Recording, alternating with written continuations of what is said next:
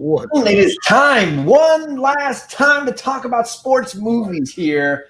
This is drinks and movies, and I got the bearded comic bro here. What's going on, man? I feel like we have to have this last hurrah talking about sports movies because the chat was constantly blowing up, agreeing with us, disagreeing with us, calling us out on stuff, letting us know movies we missed, calling you out on your Ace Ventura pay. Definitely, yeah. A lot of love, a lot of hate. Made some friends, lost some friends, and it's all been worth it. Talking about sports movies. This is the 4th episode in our sports movies. This is the finale. This is where we bring you some of the awesome folks in the chat on here to talk with us. We got 3 homies waiting backstage, ready to talk about these movies. Now, you ready to go on this one last time? You ready to go? I'm ready because I feel like busy day today. It's a busy day. I'm ready. I'm here. My feet are sore from being on them all day long, but it's all good. Now you're seated. Get comfy. We're going to talk great sports movies. And I'll tell you, the guy I've been talking to on Instagram a ton about this is the one and only Coach Vic himself. What's up, Coach Vic in the house? Good evening. Good evening. Good evening. Almost good morning. Exactly. For you, yeah, nearly. Thank you for staying up late. Thank you for all the fun talks we've had over the last few weeks. And thanks for hanging out with us to talk sports movies. It's great. That's what I look for. And we also got my man Jeffrey here. What? As long as he's not blowing up on his cell phone, it's on silent. It's on silent. He is ready to go talking some sports movies. I know, yes. Jeffrey, you're a big sports fan and you're a big sports movie fan. I am. And you know what? Like, a lot of people probably don't know because all you ever see is my comic book stuff. But the first 18 years of my life, sports were my life. Playing anything, everything I could. And growing up, like, that's all I was into was sports movies. So when you guys started talking about this, man, I was super excited. It's been fun watching you guys. And we can't say go without my man, Rod, the freaking Rican, the icon is here. Oh, hey, what's going on, guys? Look at you. It's all like dark and moody where you are, like the hat. I like to be hanging out on a dark night, hanging out with you guys, man. This is like my Johnny Cash mode right there, man. Oh, man. This is great. What's going on, gang? Oh, my gosh. Chris Barrett says, let's see this turn into a sports movie, and Jeffrey hit John with a folding chair. What? Yeah. Hold on, though. Would that be a sports movie, or would it not? Or would it just be violence? I don't know. We can debate that all night. But, it's been a real fun trip through all these different sports, and I thought it would be fun. Jeffrey and Greg thought it would be fun bringing in a bunch of people who've been in the chat. And my first question is, it's got to be for Coach Vic. Which sport, if you had to pick one, do you think has the best movies? Well, I mean, I have Remember the Titans at number 1, and then there's like 3 basketball movies at 2 through 4. It's tricky, right? I don't know how you do that. And I feel like certain sports just naturally have better movies than other ones. Like, I feel like there's obviously Remember the Titans is on a whole other level, but like there's not a ton of great football movies, right? There's definitely, I feel like, more on the boxing, basketball, baseball side for me. When you say ton, are you comparing to like regular movies or just in the sports genre themselves? I'm just saying like good, like quality, high quality movies. Right. Well, it's hard to do a quality football movie. I mean it's fake. Well, what do you like? Because one of my favorite, if not my favorites, is Major League. Right? Like, I love that movie, but it's not a quality movie. It's not a quality movie, but it is.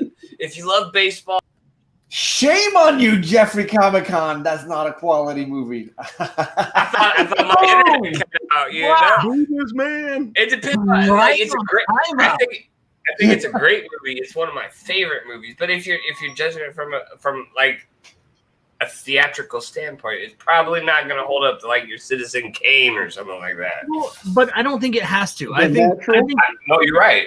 I think you're talking about a whole when we're talking about like just overall, because you can't compare like comparing Major League is different than comparing it to the natural. But I think we're talking about overall enjoyment. So you can have a movie that hits you in the feels, that makes you cry. You can have a movie that just like makes you laugh. And I think they all have their place.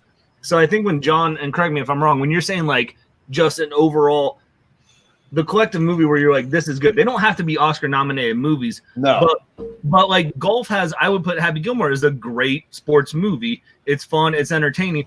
I'm not going to compare it to any, there's not a great dramatic golf movie, maybe Tin Cup. And that's, it's a comedy. so I think what we're talking about of like what sports have like just the most overall. Just have the largest quantity of great movies. Rod, what do you think? Which sport do you think has the most quality sports movies? All right, I'm gonna start it off with a certain movie that I never mentioned before. I'm gonna kick it off with Fever Pitch, man. Yo, that movie. The baseball one or the soccer one? The baseball movie, man. The baseball movie. Because if you don't know this, it's the baseball one is based on the book, which is based on the soccer, and then they made a soccer version. And we talked about I did not know that. But it's Jimmy Fallon and what's her face? Drew Barrymore. Drew Barrymore. Yes. He takes her into the house at the apartment. They got certain toilet paper.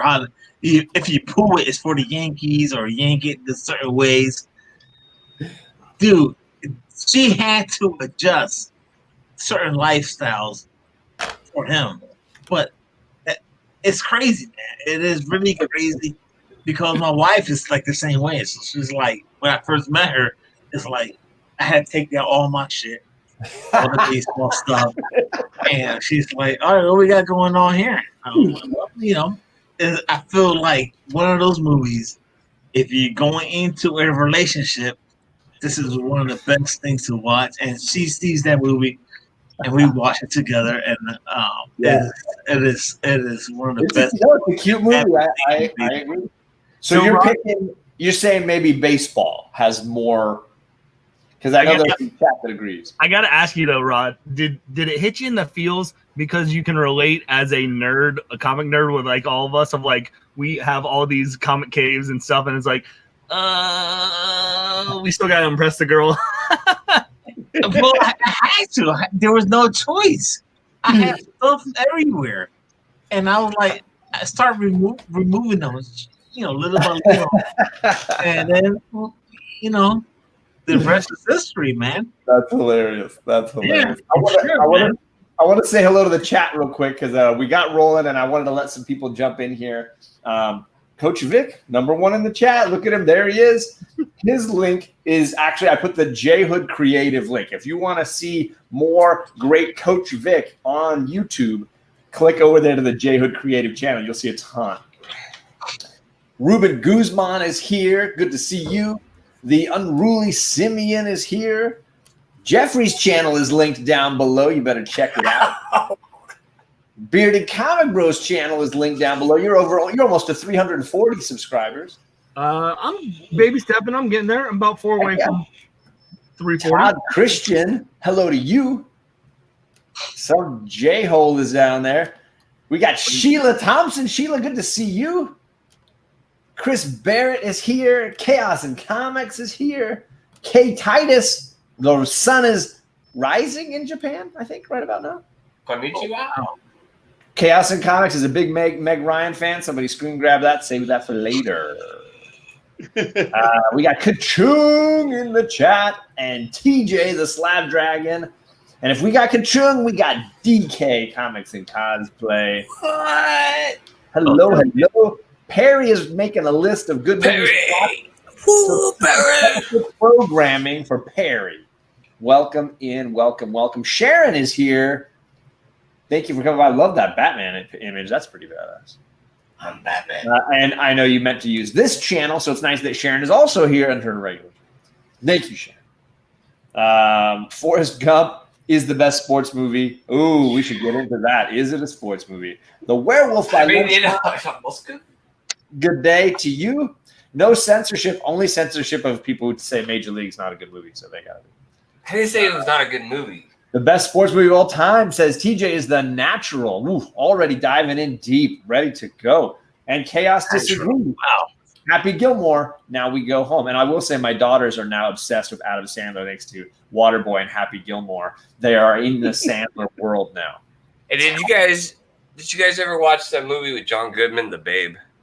Like, I don't think you guys brought it up. I mean, I'm not saying it might not, I thought it was a decent movie. I thought it was good. It might not have been deserving of being in like a top 5 or anything. If baseball wasn't such a stacked category, it could have made it in possibly. I mean, because there were some categories where it was hard to get 3 ones that we felt confident putting that in. No, so for sure. Has a ton of baseball quality. is stacked. I will say I just wanted to mention it real quick. I one of watched the movies I picked has Babe Ruth in it. So it's like old. He plays himself in the movie Pride of the Yankees. Oh, I've heard it. So legit awesome. What movie is that, John? I know it's the Yankees. I know you got to deal with it. But what movie is that? Pride of the Yankees is about Lou Gehrig, who died tragically young, and he was on the team with Babe before Babe got traded, and then Babe Ruth came.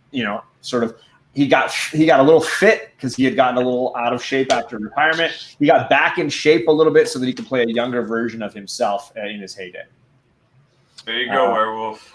Sorry, I didn't want to miss any people. I said I want to say hello to JHood Creative. Again, his channel is linked down below so you can get more Coach Vic. It's got to happen. It's the other way around, John. Fever Pitch is based on Arsenal having to win their last game of the season at Liverpool 2-0, and they did a 94th minute winner. There you go. Getting my facts straight. Scarpad. Hello to you, Gore Vidal. One day we're going to get you on one of these movies and drinks shows. It's just going to happen. You got to be ready and suck it up and be ready. Got some people talking about fighting movies because we never mentioned Bloodsport or Mortal Kombat or Fight Club, Running Man, Rollerball. None of these movies came up. These are all worthy of discussion. And I think I got through everybody except 90 and Lost in Comics. Thank you guys for coming by. Like, when you're talking about fighting, like, what qualifies? Because actually, I would love to dive into movies that movies that you might mention. So, Coach Vic, are there movies that you're like, you guys didn't mention this, and I think you should have? Well, as always, The Fish That Saved Pittsburgh. But when I think about movies, I'm probably more nostalgic. I think that might be a 70s movie. So you have this basketball team starring Dr. J, Meadowlark Lemon. Y'all see, you young guys don't even know who Meadowlark Lemon is, do you? I don't know the name, but obviously Dr. J. How do you not know Dr. J? Well, they're a team that rely on the psychic to improve their team, and they changed the name to the Pittsburgh Pisces. They changed the court. It's hilarious. But a movie the fish that saved Pittsburgh? Yes. Wow. They even have a great theme song. Oh, that's hilarious. I need it. Now, if I mention to you a movie that has John Michael Vincent, Roscoe Lee Brown, John Amos, Tim Conway, you would think it's the best movie ever, right? That's a pretty solid cast. The World's Greatest Athlete. Nobody, right? Another 70s Disney movie. They go to Africa and they get the world's greatest athlete. He's a white guy. Is that Jan Michael Vincent as the character? Yes. Wait, was it like one of those made for Disney, like the Saturday night Disney movies? Like Yes. that used to do on ABC? That's hilarious. That's hilarious. I love this. Oh, look. Now, I feel like I gotta find that, man. Thank you. Barrett says one of the greatest Globetrotter ever. Look, they know what's up. See, The Fish That Saved Pittsburgh. I don't know if it's any good today. I could not find it streaming anywhere. I couldn't find it in any of my libraries. So that's one that I'm going to have to hunt down to find. But the second I do, I'm going to be messaging you to tell you where to get it. That's great. What about you, Rod? Is there a movie that you're like, most people don't mention this one? I want to make sure you talk about this movie.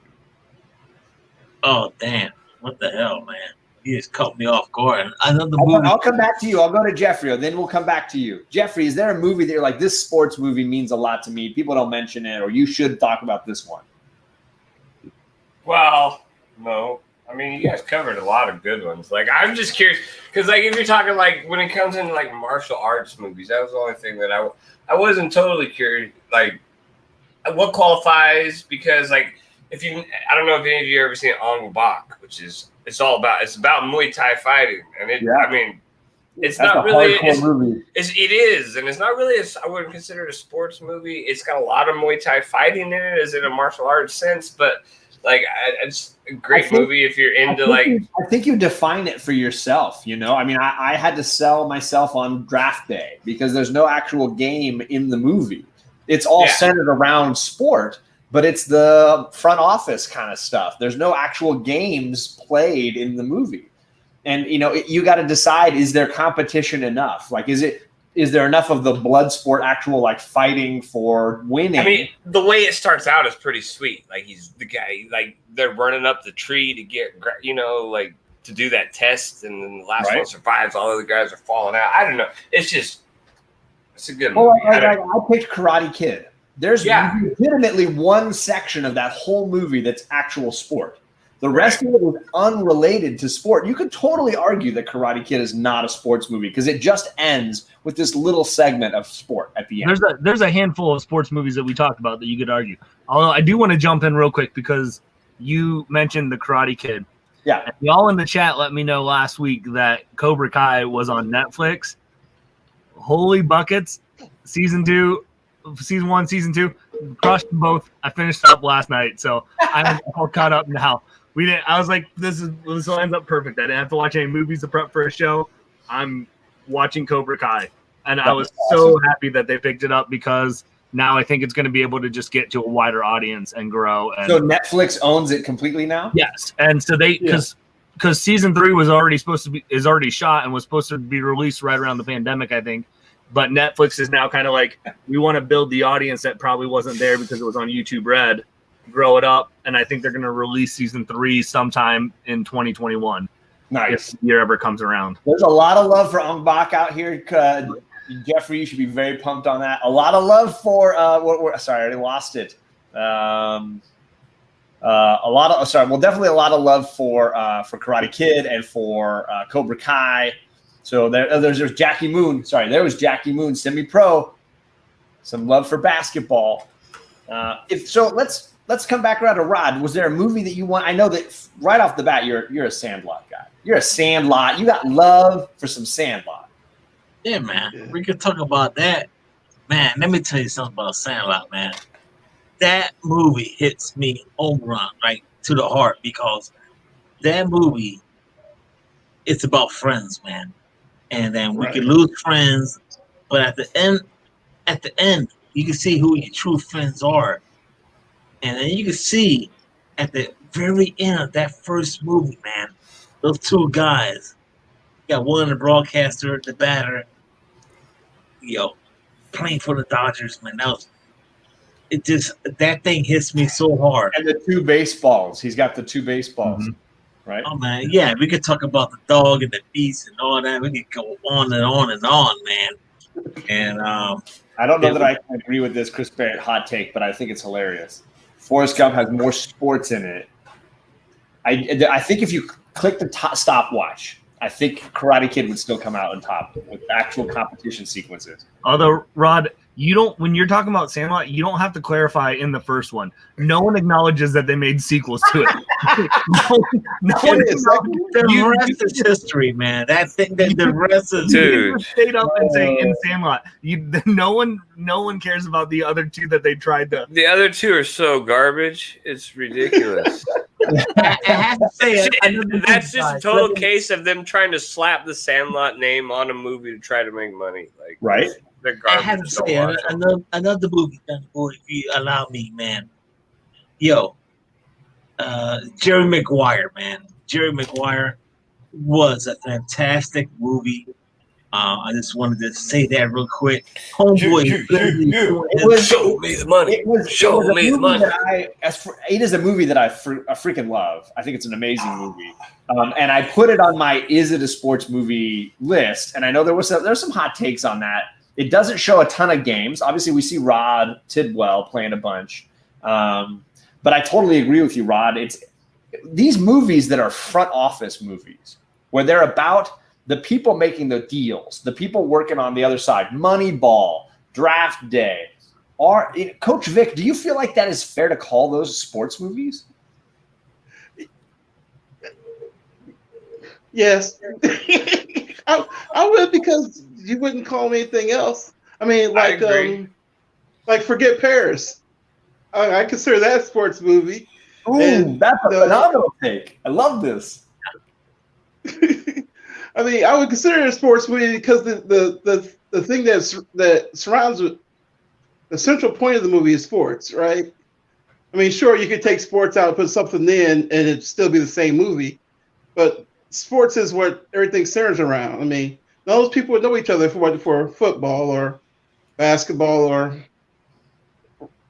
football, I guess, or baseball. The other one, Moneyball, baseball. That's part of the game. Front office is part of it. They're talking about the drafting the players, putting the teams together. The agents are trying to get the money for the players, that are playing the games. I mean, I think that they're a big enough part of the movie. Like, no, but when he walks through that door and he looks at you, I mean, that's a ton of heart, right? Movie.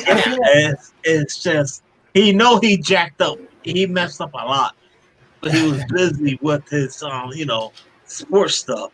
But when he comes home and he just, man, let me stop. Man, I'm about to get. Yeah, you take a deep breath. So, how about this? How about this question, Jeffrey? Does a good sports movie have to have, is a sports movie better if they win the big game at the end? Man, that's hard to say. Because I think if you could write a story well without having to win the big game. I think that they try to do that to give everything the happy ending, all this stuff. But honestly, I don't think that would matter if the story was written well enough. It kind of is the same thing that comes back to comic books, right? You're going to read it, you're going to enjoy it if the story's written well. Mighty Ducks, they won everything, yeah. But, I think we could have still felt for the guys. I think we would still have that love for the characters, even if they would have made it to the big game and lost. I don't think that the movies would have made me, I don't think I would have thought they were crappy if they would have just maybe lost the last game or anything. Yeah, you would have had the heartfelt struggle they would have went through, and it might have made you, care for it even more. What about you, Vic? Do you feel like it's better or not? Does it matter? What are your feelings about winning the big game at the end? Well, Friday Night Lights, the book, the TV show, the movie, I'm all in on it. Buzz Bissinger did a great job, and they didn't win the championship game just like they did win it in the book, And I love that movie. I mean, even at the end when Tim McGraw gives a ring to his son, it's you're a champion in my book. Right. Golly. Yeah. I mean, in the fields, right? I love that movie. But is it better if they win the championship? You feel a little better leaving the theater, right? I think that's not the only difference. You feel better leaving the theater. I saw that. Sorry, where was the Space Jam? There was 90 talking about Space Jam. What about you, Greg? Do you have a feeling about the big game at the end? What are your? We've talked about all these great movies. What's your thought on the big game? Side note, real quick, I just want to thank you, Coach Vic, for talking about how great of a football movie Friday Night Lights is. I had to pull someone's teeth a little bit to get that on the top 5 list. So, but you can appreciate a good sports movie. So, I think honestly, if you think about it, I would say more sports movies than not don't win the big game. So, yeah, you can even go to Little Big League. They have to win a game to make the playoffs. Okay, but you're making the playoffs. Or you didn't. I don't even think they made the playoffs. Major League, the first one, they don't. Right. You don't see it. They don't win the World Series in the first one. I get it. A lot of these sports movies, it's more that they set goals that are lower than the championship goal that we would. I mean, as a sports fan, if you make it to the playoffs, you're happy, but you're not going to be like, hey, we made it to the playoffs. I mean, I'm a Bengals fan. We've never won a playoff game since I've been alive, practically. Like, Right. you know, eventually over the time, it's like, all right, you made it to the playoffs. So I think Jeffrey and Coach Vic, they've all hit it on the spot. If it's a good story, that's all you need, because I think that's life. I think we can all relate to it, right? You get the emotions that Vic was talking about with Tim McGraw, Father, Son, and Friday Night Lights. You get the feeling of friendship that Rod's talking about with Sandlot. You get these movies of brotherhood. You get these movies of fighting through pain. And I think some of the things that we have in life is who are with you when you're going through adversity, and who are you as a person after adversity happens. And so I don't think I think sometimes if you do win the big game, it does it, a disservice to the movie. No, I think there are perfect times where I agree. So, Vic, you were saying something? I would say even probably more important than the outcome is the big speech at the end. How's the speech go over? Yeah. The Be Perfect speech or the 1-inch speech, or, if the speech is a dud, that really kind of kills the rest of the movie more than the outcome of the movie. Because isn't that the big message, right? Isn't that the moment when whatever hero character, the coach, the player, the fan, whatever, is learning the big lesson? That message, whatever it is, that's when you get it. Right. Yeah. And Rod, what are your feelings on the big game, Rod? Do they need to win? Does it matter to you? Does it make a difference to you, the fan watching, if they win the big game? Oh man, you asked me. Yeah, man. The thing is oh man, if you're around family and if you guys are just hanging out, that big game is epic, dude. It's I remember around 2008 when the Phillies won the World Series. Man, I was alone, but I was able to watch that game on TV. We won the World Series. I mean, if I'm around more people, I think people will appreciate that more than I did that day. And I lost my mom the year before, so it's I don't know if I'm answering that question in the right way. But you're talking about the emotions, right? Because the emotions are what makes the movie, for me at least, make the movie last. And I want to highlight this because I know Rod's going to appreciate Seawood right here. He said he thinks Rocky is the best sports movie, and he didn't win the big fight at the end. He just had to go the distance and prove that he could. Obviously, Rod, this is a Philadelphia story, and Rod's going to appreciate that. But for me, it's more about the correct emotions. And I've talked a ton in this whole run about my favorite, probably one of my favorite writer directors in movies, period, is Ron Shelton. He's just super, super talented. And I mean, besides writing movies like Blue Chips, Blue Chip, is it Blue Chip? Blue Chips. Blue Chips. More than one, yeah. But he also wrote and directed White Men Can't Jump, Bull Durham, Play It to the Bone, Tin Cup. The guy just loves sports. And on average, his movies tend to be the ones where the main character blows it in the end and has to learn something. The big game that Nuke Lelouch and Bull Durham gets sent to the majors is the one when he blows it and he doesn't win.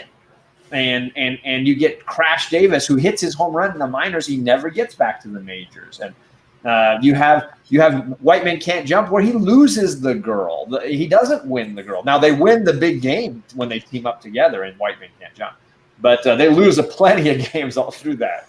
And of course, Tin Cup is the king of this, right? Where he just blows up and has an epic fail, learning the reality that for him, it's more important to go for it than not. And of course, that's one that sticks with Bearded a little bit. Yeah, I'm with Bearded on this one. I've never seen Tin Cup.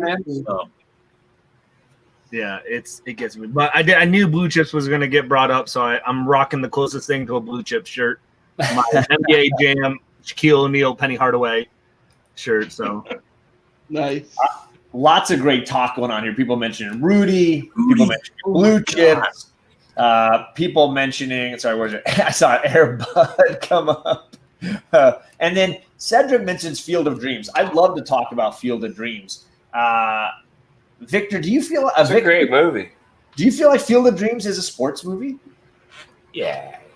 It's gotta be. Yeah, because I mean it centers around baseball. Plus, I think at a certain period of life, sports writers were just as important to baseball as the game was. I know growing up, I knew who the sports writers were for the Cardinals. I knew who the radio broadcasters were for the Cardinals. They were just like second nature to me. Right. Now, things have changed a lot. But back then, sports writers were just as important to the game as the actual game were at times. Legitimate. Hey, the thing about that movie, Field of Dreams, is like the main story that you're supposed to take from it is not baseball related. It's about a father and his son, right? Like getting that final moment together that they never had. But the whole plot and story development, storyline takes place and revolves around baseball.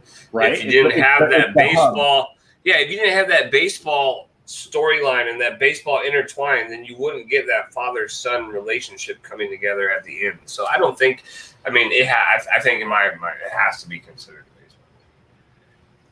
Plus, there's a great speech at the end. Yeah, it does. Oh man, that you talk about the James Earl Jones speech. Dude, he's so good in that movie. He's Like, so good, man. So good. Yeah, absolutely phenomenal. People he's movies. He's borderline creepy when you first are introduced to him in that movie. Like that scene used to kind of scare me a little bit as a kid, and then you just come to love him and realize that he's just this great dude. He was the who was bully. shunned. Yeah, he was shunned from the outside world, so he stuck to himself in there. And then all this stuff happens, and it brings James Earl Jones back to what he was in baseball. Okay, and you mentioned James Earl Jones, man. He was a voice from the Sandlot movie when the Beast got trapped in the house, man. Right. And the Beast just breaks out and just starts licking. Well, what's great about that moment, for me at least, is the nostalgia that James Earl Jones brings in both those movies, right? He's a connection to a different era of sport. Whether it's in Sandlot, he's the Negro League player who lost his shot because of an injury, right? Or Field of Dreams, he's the guy who denied his love of sport because he had all these other things that got in the way of it, his career and whatnot. And I don't know if you guys have tried reading the book Shoeless Joe Jackson. That's the basis for Field of Dreams. Yeah. It sucks, and I do not recommend it. This is one of those rare times that the movie is phenomenal, and the book, I just feel like it just ain't. All right, so I was about to write it in. But hot take. It's not garbage water. I do not think the book is even half as good as the movie. Right. There's a lot of better baseball books. Since we're talking James Earl Jones and baseball, I do have one movie that has been overlooked. A great movie. Richard Pryor, James Earl Jones, Billy D. Williams, Bingo Longs, Traveling All-Stars, and Motor Kings. It's about a black barnstorming baseball team. Funniest movie you'll ever see. They drive into town, play baseball. I remember seeing that as a kid, but it's so quirky and so silly and so funny. I've heard of it, but have not seen it. So what is it again now, Victor? Bingo Longs, Traveling All-Stars, and Motor Kings. It's a really long title. Yeah. I got it. People mentioning some great movies. Before long titles were cool. Yeah, Dodgeball. I saw people mentioning A League of Their Own and the bit when they open up the women's league section to the Hall of Fame. Some great comments here. I would love to discuss The Blind Side. Vic, what do you think about the Blind Side movie? Hugh Freeze rolled that for as much as he could. I never saw the movie. It's all good. It's all good. My feeling was I watched it again, and it's great. Everything you could out of it. There's several moments that make me tear up that are really beautiful. It didn't feel like a sports movie when I had rewatched it because there's just a small amount of sport and a ton amount of family. For me, it was the other side of the scale for something like Karate Kid. But if anybody wants to say something different on the panel, feel free. It looks like Greg's ready to. I did not like it one bit. I did not like it. What are you talking about? The Blind Side. Oh, The Blind Side. It's about the woman who takes in the young black man who's like huge and then helps him. Michael Orr, yeah. Michael Orr, yeah. I didn't have a problem with the movie, but from the understanding point when I was watching it, that they took a lot of liberties to the actual true story. But I mean, I as a movie, when I watched it, I've only seen it once, but I remember I didn't think it sucked or anything when I saw it. Here's a great topic then. How about this? Rod, does it matter if they change history to make a movie more emotional or something? Does it matter if they make big changes to the story? All right. I know G want to talk about the movie. On behalf of my part of the movie, my wife loved it.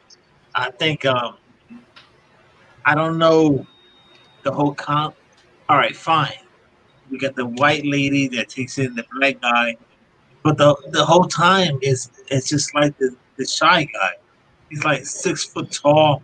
I'm like, all right, fine. He was a giant. Yeah. He's a giant, but they don't look like little baby.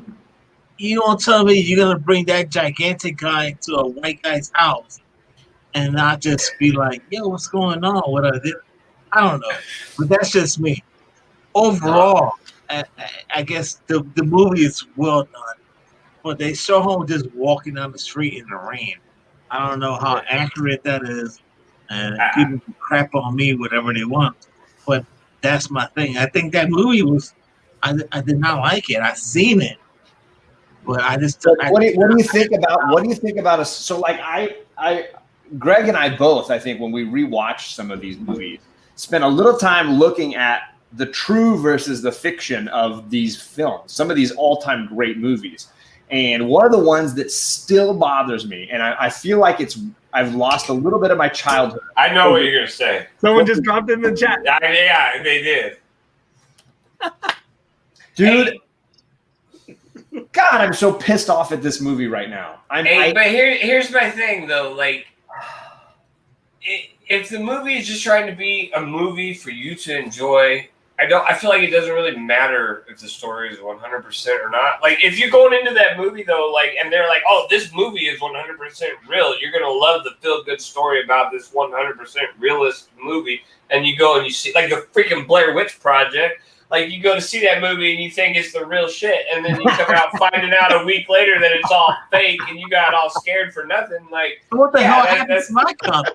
Yeah, exactly. That's kind of bogus. But I mean, Cool Runnings, I think, is still a great movie. Like, whether you have, like, whether it's based on a 100% true story or not, it's got that feel goodness to it. Like, you just go into it, you watch it, you enjoy it, you laugh, you smile, maybe you cry a little bit. You know, like, I think it's just kind of one of those things. It's a fine line, right? Like, I agree. Coach Vic, how do you feel about hard and fast with the truth? Because I know you're a big Remember the Titans fan, and there's definitely some questionable truth fact going on there too, right? Right.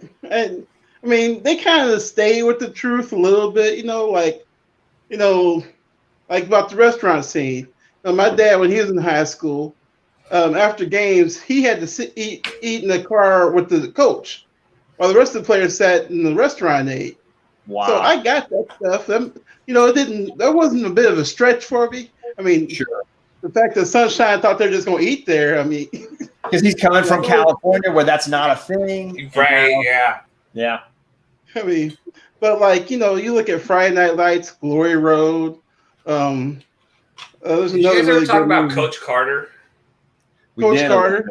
Okay. I mean, I thought it was. I enjoyed. I loved it. No, I put it on my basketball list, I think. It was your sentimental pick because I didn't let it make the cut.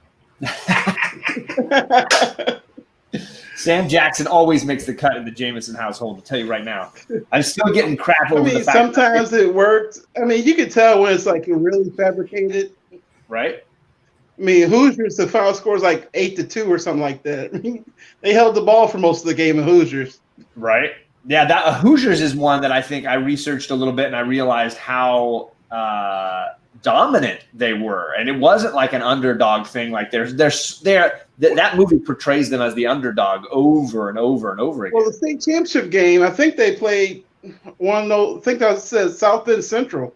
Yeah. Or school from here. Yeah. And apparently that school was loaded. And the fact that they won that game, and because I know the big issue I've had with and other people had with, the only time I saw black kids was the championship game, but that's how it was. So, yeah, so for me, like I ended up feeling like I had more emotional connection to those films that didn't push the envelope as far, right? So for me, a movie like Eddie the Eagle rose really high in my overall appreciation, and I mentioned based on a true story, right? They took some liberties, but how few when you compare it to a movie like Cool Runnings, which basically invented John Candy's character entirely. Like the entirety of that best part of that movie for me, John Candy, is an imagination. Like they just completely invented that. That bothers me. Because he's the crux of the story. I mean, he shows up and he's got his old coach there, and they're going to kick him out, and he's got to make he makes the big speech, right? Like it's all just a fabrication. Yeah, I guess it's. I mean, it's how much you want to look into it, right? Like, if you didn't go into the research, you would have never known, and so that's a tough thing, like, because I'm sure there are a lot of movies that are loosely based off a true story that I like or I really love, and if I go in and going, well, that's not true, like it almost is like finding out that the Disney characters aren't real at Disneyland, right? Like you're like, wait, can I not still enjoy it? Right. And so I think I guess if it's taking it where they're taking someone and really like making them like changing their character, I don't even care if they invent a character as much as like if they like change a character and are telling a not fair portrayal of someone, that's the difference for me. But again, it's how much research are you doing after your movies, and then do you take away from the experience of, going because it's partially made up, but we don't care that all Marvel movie are made up. Like right. So I was gonna say, like, what is it that is it the fact that it was kind of claimed to be based on a true story and it's not? Is that what it is for you, or the fact that it's just figment? I think if you look at a movie like Cool Runnings, what are the memorable elements? It's the four guys and their personalities and who they are and their backgrounds and where they come from, and it's that scene at the end through this journey. Yeah. And those are all the fake elements from that story. None of those things are real. The only thing that was real was the actual runs at the end of the movie, and even those they moved around and put them in a different order so that they were more dramatic. Right. So it was like they robbed the film of its actual core by not giving those characters any real truth behind them. They were all just sort of like, we'll make them up. We'll make up fake names for them. Yeah. Okay. No, I was just trying to figure trying to figure out like what it is that has been rubbing you. It's the fact that they kind of make it seem real, but it's not. Yeah, I mean, I think when you're telling a story about an athlete who's in the Olympics and their journey to get there, I think you deserve to at least give them their moment. I mean, right, they're kind of playing off of that, selling you this story to be real, and it's not. Yeah, I mean, that one seemed like a stretch to me. I was shocked. Rod, are you leaving? You got to go to bed, brother. I know you're looking tired, man. Love you, Rod. Take care, buddy. Love you, brother. Thanks for coming and hanging with us, man. All right, man. Thank you so much. Well, I guess the question I have is, if you enjoyed the movie, does knowing the truth about the movie afterwards affect your enjoyment of the movie? I think it does. It has to. I mean, obviously, right? Like, because it's not the fact that it's fake in some certain ways. It's just the fact that they're claiming it to not be. I agree with that. So, Vic, I know that you had a ton of films that are on your all-time list. You mentioned Remember the Titans and the impact that had on you. Are there other ones that are like when you hear the words sports movie, what are the movies that like jump in your head as being like your top of the line? Well, Remember the Titans, of course. Hoosiers, of course. Even before I moved here, so. That I movie. think when you move to Indiana, they give you a copy of a DVD of Hoosiers, right? That you have to watch when you cross the border. It's That's- Hoosiers, Rudy, and Canute Rockne All American, another football movie. I mean, Which you have we to hear didn't- Ronald Reagan say one for the Gipper. So, but I don't know. I like movies like Glory Road. I really like that movie. Really, it's just the same thing everybody else mentions. You know, The Natural, Remember the Titans. I love it. I love just a really good sports movie that moves you. Friday Night Lights. I will forever love that movie. I mean, What's I better know- for you? Is it the show or the movie? Which is better for you? the book. Ooh, nice alternative answer. I love it. By far the book. It's funny, my sister, I told her that she should read the book. This was a couple of weeks ago. And she like sent me a text, I love you, you're my favorite brother in the world. This is a great book. So then I talked to her a few days later. I said, so how far are you? She said, chapter 1. I'm like, so, Oh, that's hilarious. All right, what about you? What are the movies, when I say sports movie, what are the ones that jump into your head? Definitely Major League. Obviously, like Rookie of the Year, one of my favorites. Sandlot, Space Jam, Nice. Rocky. A couple that I don't have would probably be like Field of Dreams. Rudy obviously is one. Now, Rudy was the one that I know that Greg and I went and discussed, like I remember that discussion. Yes. truth versus reality, because I will legitimately break down and cry if anybody shows me the scene when the kids lay their jerseys on the table. Like, that's a scene that, like, if you don't cry, you're not watching the same movie I'm watching. But apparently, not a real moment, didn't really happen. But it's a moment that I will not be able to get over that moment. That moment is legit. I don't care that moment's not real. It just hits you in the gut. And the first two Mighty Ducks. I'm not gonna lie. I played roller hockey for 2 freaking years in the front yard of my house because of the first two Mighty Ducks movies. Like, I mean, here in California, we don't have like ice skating rings and stuff. But we play roller hockey. We play roller hockey. So I spent 2 summers watching the Mighty Ducks 1, Mighty Ducks 2, out there trying to perfect my knuckle puck and just slapping the sticks around, man. Like, I'm still a big kid, and I like those feel-good movies. I don't like watching something that's going to make me cry. I mean, like, I'm getting to that point. I just want that feel-goodness, and all those movies I watched as a kid, Rookie of the Year, Mighty Ducks, those are hitting me right there. I cry so easily in movies, so like it doesn't matter. Yeah, I agree. It happens. You know what? We've been talking and stuff. One of the movies that I feel like that I don't know where I would have. I mean, I know where I would have had to put it, but that I left out is the one that's not talked about much, and I only remember it because I watched it all the time as a kid. We had it on VHS. It was The Pistol. It was like 1991. It was the birth of a legend. It's the story of Pete Maravich. Yeah. And there's a scene where, and I remember it because we're doing it all the time. There's a scene where like he holds the basketball above his head and he drops it and he like has to clap and then catch it behind. Like that was like something that he was practicing doing all the time as a kid. And I remember after we'd watch that movie, and then my brother and I would go out into our basketball hoop. We'd hold the basketball overhead, and we'd be, oh man, like. So I want to find it again because I'm sure it's not a great movie because no one ever talked about it. But it's one of those that I'm like, I completely forgot about it when I was, and then something that Coach Vic said that sparked. I was like, oh yeah, and that's awesome. Some pistol, great my dad's favorite quote about The Pistol is said they found somebody that could play basketball, but he couldn't act, so he just thought a lot.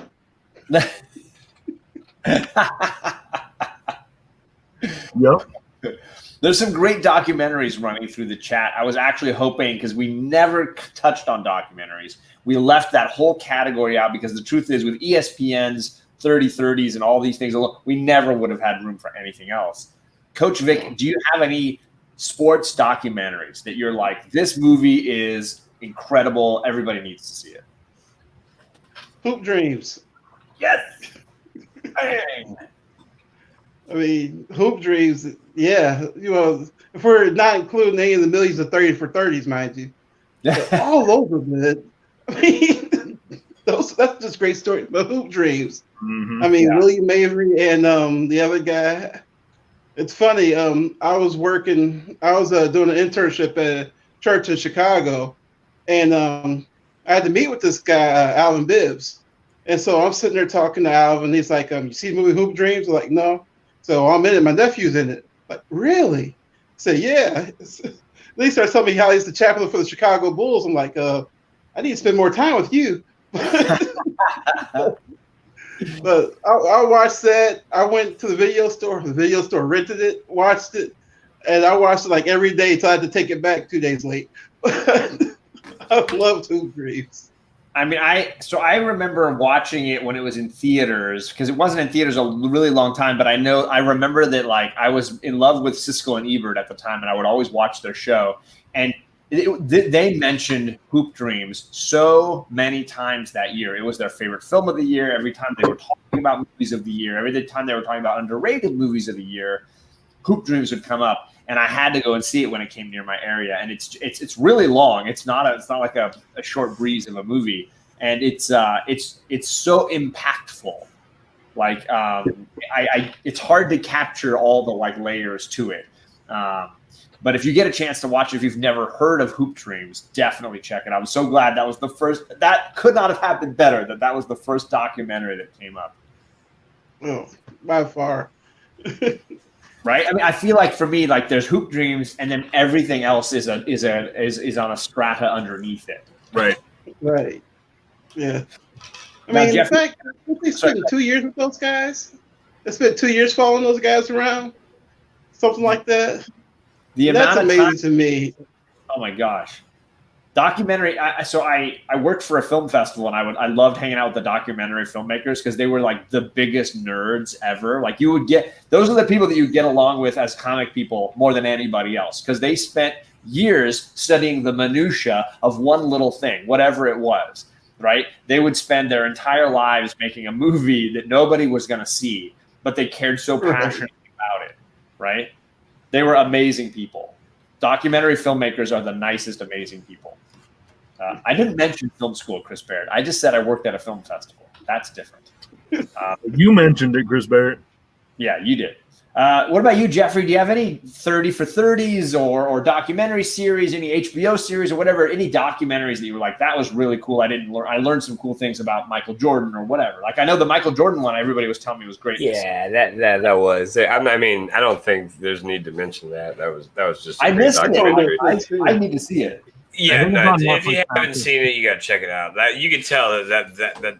I mean, that was years in the making. That documentary, like.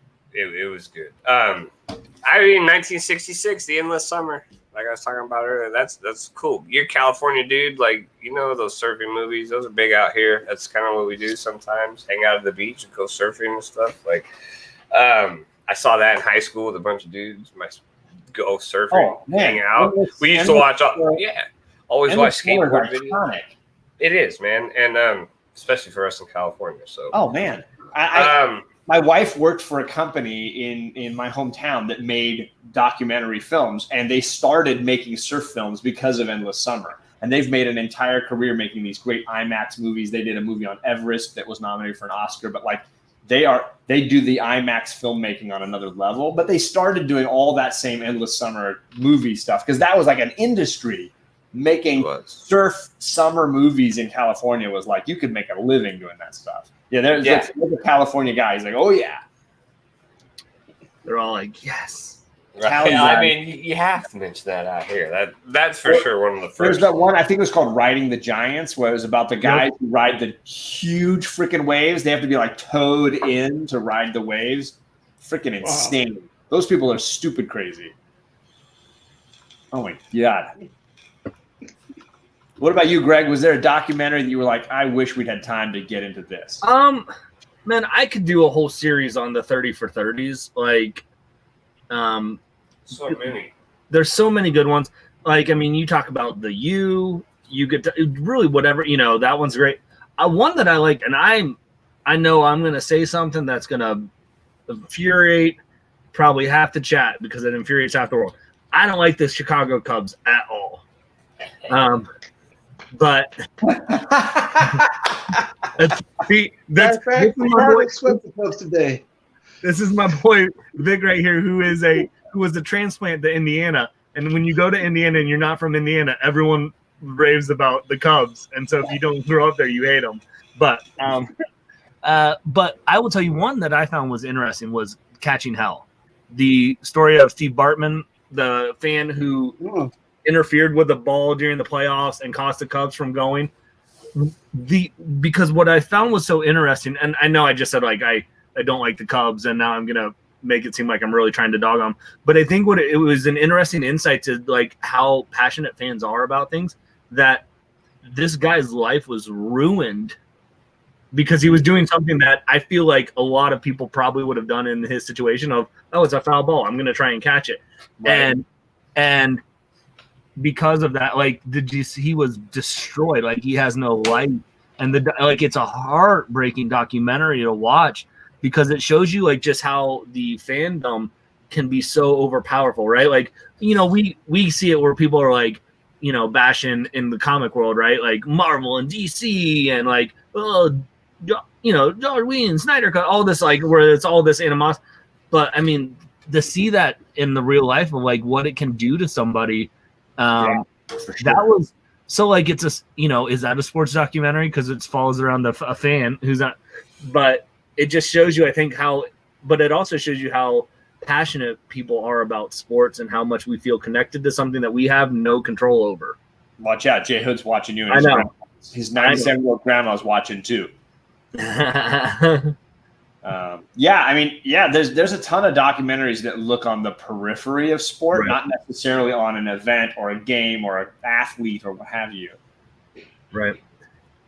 So, I mean, yeah, man, those 30 for 30s are so good. I'm happy to cover Jeffrey up with this. Gore Vidal commenting on how great Siskel and Ebert were at promoting small films, documentaries, foreign films. And I do really miss that, honestly. As a teenage and 20-year-old moviegoer, Siskel and Ebert, Kenneth Turan of the Los Angeles Times, there were certain people I trusted that had, I thought, really great taste in movies and would guide me towards movies I would totally have missed if I hadn't had those resources. I don't know how to find great movies anymore. Is Jeffrey just disappearing? He's playing. I know. I'm watching, and there goes Jeffrey's camera just slowly starting doing this all day. I don't know what he's got going over there. Is this like some new remote you got? I got a desk, and it electronically goes up and down, so you can like stand up and stuff. So I just messing around. John's like having this deep, passionate conversation. Yeah, you know, about, you know, with Gore, one of our, you know, in the chat, and then just Jeffrey just like. Yes. You know, I can't help it. Beautiful. Well, we're nearing the hour mark, so I want to be able to wrap up. I want to make sure, though, that if there's a movie that you feel like you haven't mentioned, a movie that you want to make like bring up that we didn't get to, a genre, or is it a sports discussion that you want to dive into? I want to give you a shot to bring up a movie. So, Coach Vic, is there something that you're like, people need to know, more people need to talk about this? All right. There is one hockey movie that I feel like we missed, because The Rock excels at everything he does. And how can we miss the one hockey movie The Rock did? Anybody? The Tooth Fairy. The Tooth Fairy, yeah. I wish I had controls, because I would have blocked out your screen right now. But I would have. This is why I gotta have it on my channel every once in a while, because I would have dropped. I was thinking about the Tooth Fairy. Yeah, I was racking my brain trying to figure out what movie The Rock played in where he did hockey. I haven't seen it. It was in his string of movies before The Rock was gold, like because he was when he was making the pacifier. He was in the Gridiron Gang, right? Yeah. Like with another sports movie we're gonna talk about. He was in The Game Plan, where he played the quarterback, Scorpion, biggest quarterback.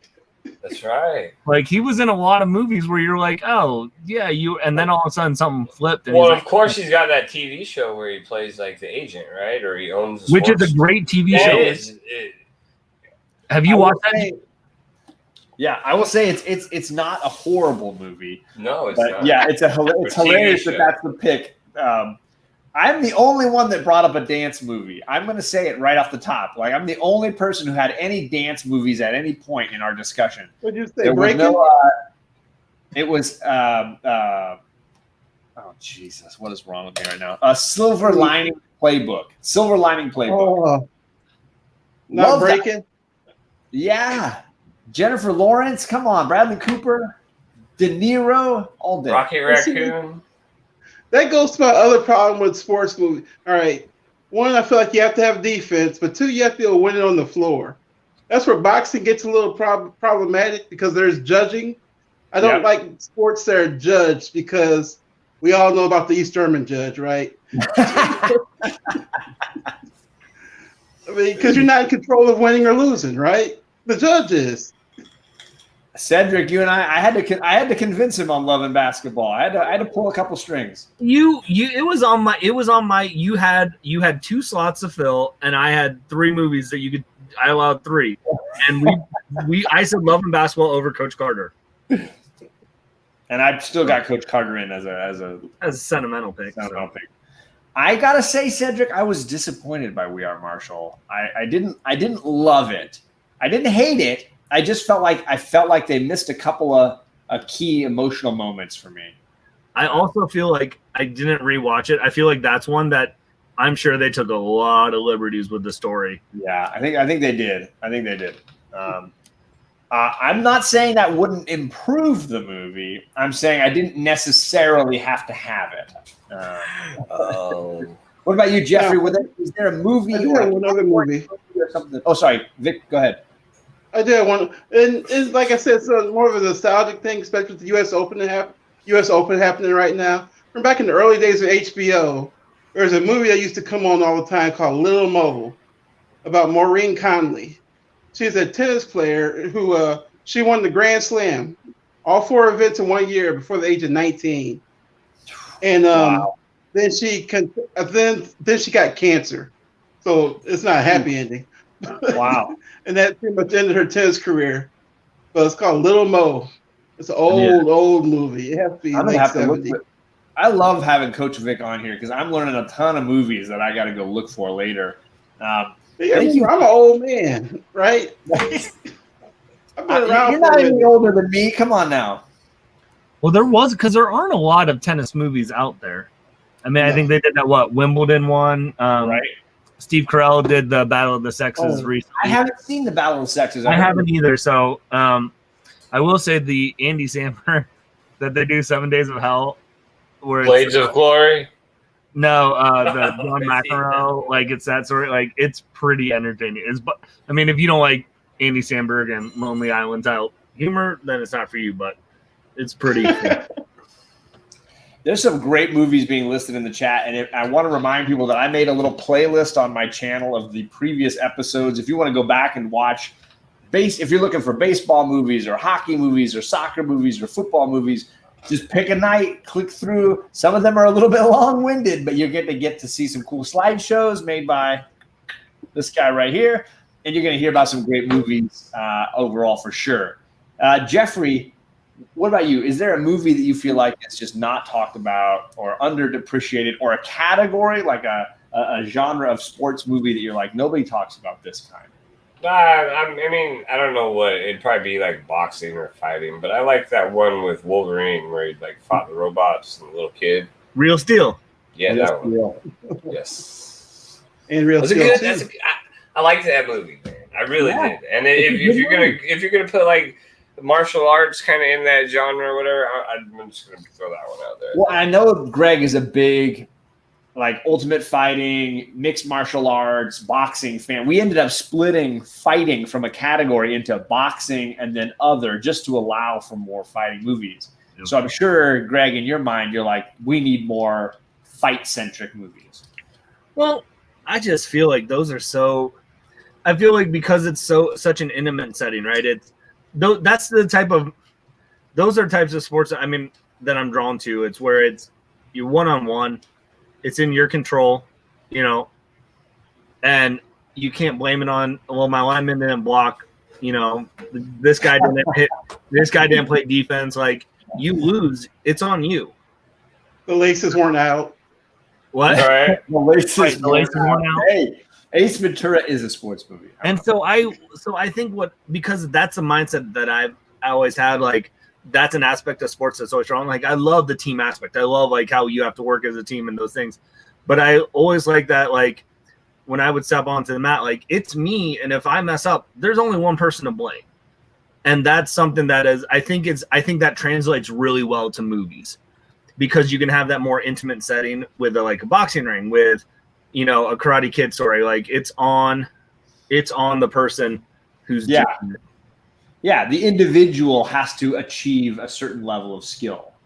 Because you And can I even was a little bothered. I need to rewatch Bloodsport, because I remember enjoying it when I was younger, and it is streaming, I think, on Hulu or something right now, and I do need to rewatch it, because that was a movie that I felt like might have crept into our final discussion if I'd had a chance to rewatch it. right. I mean, as far as the martial arts fighting movie, like all those, well, I don't know, is it late 80s, early 90s? I don't know, right around that time, man. Those some good movies. Well, Enter the Dragon, right? It's in a tournament. So I freaking love Seabiscuit. It was number one on my list of movies that are they a sport? Is that a sports movie? Seabiscuit, I think, is wholly underappreciated. I think I absolutely adore that movie. I cry like 5 times in that movie, easily. Man, that's such a good movie. Yeah, I mean, we had a lot of questions about martial arts and those kind of things. So I do recommend people check it out. And if we have not commented on a movie that you've loved, please leave us a comment, because we need to get out of here. We've made Coach Vic stay up super late, and we supremely appreciate you taking the time, man. And Jeffrey, we don't care about you because it's 9 o'clock. What do we care That's about? cool. Yeah, for sure. I got We're going to go out and hang out with your lady in the next 5 minutes here. So we're all good. I'm already doing that. I mentioned at the beginning that all the gentlemen on this show tonight, all their channels are linked down below, so you can find more of their content and more of them on Instagram, or more of them on YouTube down below. You can search the Coach Vic on Instagram and find him. You can search Jeffrey KomiKhan Henson. You can search Bearded Comic Bro and find all of them on Instagram. Huge thanks to you guys for coming out. Absolutely. Coach Vic, do you have anything coming up on JHood's channel, or on anything we should know about coming up here soon? Well, I think it's a Tuesday. JHood is defending his title on the Layman or Framing, I think it is. Oh, so Tuesday that's coming up, and then Saturday we do our comic book clobbering time show, where we like to have fun, do a little entertaining, and I learned something about comic books. So that's this coming Saturday, right? Because you were off today. It's next Saturday. Oh, today's Saturday? Yeah, we're off today. It's next Saturday. So it's every other Saturday on the JHood Creative channel. So you can watch the previous episode if you follow the link I put down below. Jeffrey, you got anything coming up? I know you were on with Rod the Rican and doing shots and getting text messages today on the Coast to Coast show. Yes, sir. Indeed. Absolutely. As always. Yeah, that's about it, man. Me and Rod just been chilling on the weekends. I'm kind of just slowly making my way back to just doing things on YouTube. I just put a couple of videos out last week, and I'm going to try to maybe kind of consistently put out content on a weekly basis. We'll see. That's kind of what I'm shooting for, but I wouldn't hold your breath. Hey, man, as long as you people aren't paying you to do this, this is for you and for the fun of YouTube. So don't feel any guilt. We just love seeing more Jeffrey, and I really appreciate being able to hang out with you, man. Oh, man, no, it's been great. I'm glad to be here. And Greg, I know if you haven't subscribed to the Bearded Comic Bro, he's only at about 340 subscribers. We can definitely boost that for sure. He's been dropping a lot of videos with his lady. Who knows more superheroes based on one image? Can they name that superhero? He's been doing a ton of those. What do you got coming up, man? So let's see. Every Monday I drop an unboxing video. Thursdays are that game show with the missus.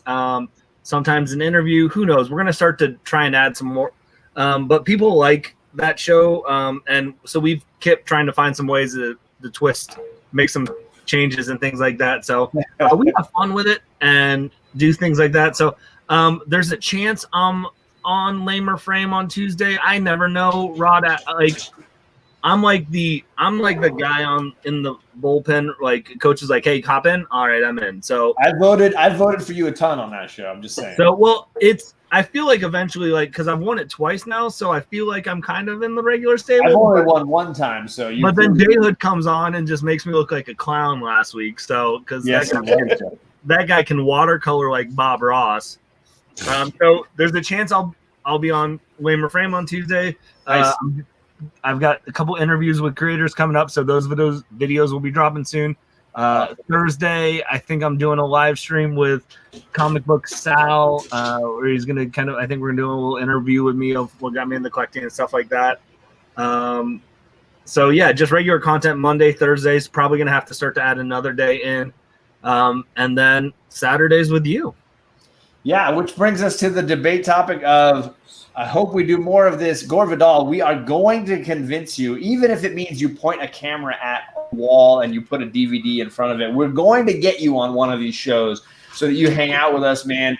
We would love to have you, because I honestly legitimately started doing this series because I wanted to talk with Gore Vidal, and this was the only way to do that. He's not on Instagram, but he's here on YouTube always on Saturday nights. And what's really funny about that is John said something to me this week. He's like, man, you're like 3-something. You've really made it. I go, no, I really made it because Gore just subscribed to my channel. And I was like, that means that more, because the guy knows everything. So if he's at least watching my content, I'm like, I've made it then. So I was like, I don't care about how many subscribers Gore counts. So we got to get him on sometime, somehow. But so yeah, our plan is for October. We want to do some scary movie talks, some ghosts, some slasher movies, looking at different kind of horror movies. We haven't figured out what we're going to do for September yet, but we hope to do at least a couple of shows here in September as we prepare and watch, because I know Greg, not a big horror fan, so he's gonna watch some movies. He's gonna push his boundaries a little bit, maybe do some reaction videos for his channel, watching some movies that he's not ready for.